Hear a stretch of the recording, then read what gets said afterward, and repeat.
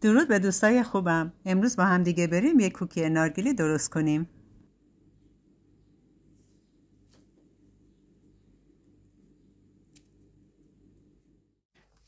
80 گرم کره کمی میکس میکنیم.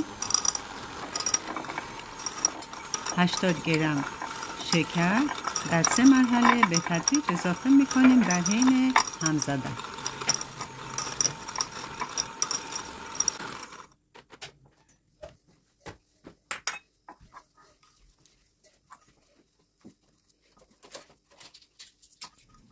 بعد 1 عدد تخم مرغ اضافه میکنیم. نصف قاشق وانیل اضافه میکنیم.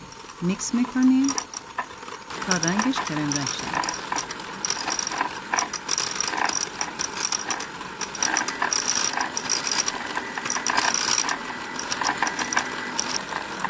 کمی نمک اضافه میکنیم در حین میکس زدن.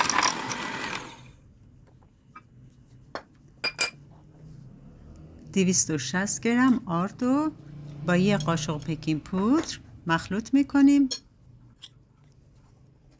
در 3 مرحله به تدریج آرد رو اضافه میکنیم.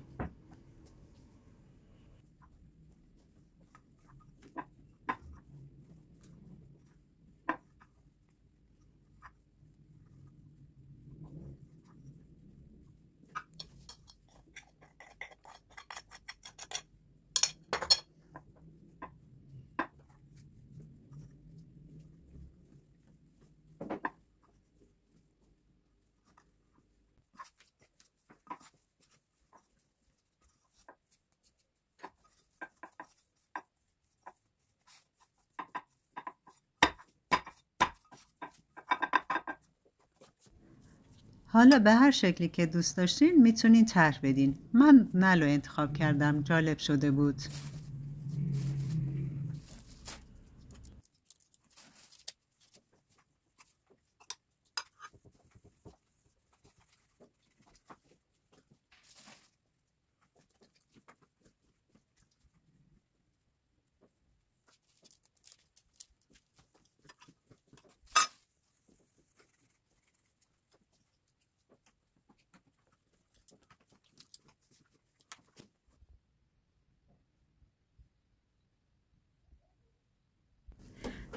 داخل تر قرار می دهیم با درجه 180 به مدت 15 دقیقه.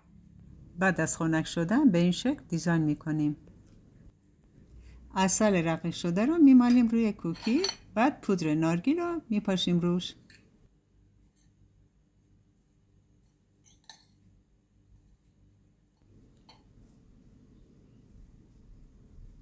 به این شکل.